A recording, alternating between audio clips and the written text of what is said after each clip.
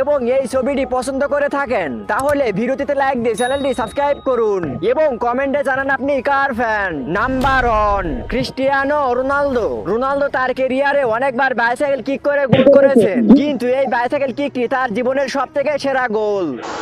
Football জগতের সবথেকে সেরা 5টি বাইসাইকেল কিক গোল, এবং শেষেটা দেখে তো বিজ্ঞানীরা পর্যন্ত অবাক হয়ে যায়। Number 5, Lionel Messi. মেসি অনেকবারই বাইসাইকেল কিক করে গোল করার চেষ্টা করলেও প্রতিবারই ব্যর্থ হয়, কিন্তু শেষ ম্যাচে একটি অসাধারণ বাইসাইকেল কিক করে গোল করেন।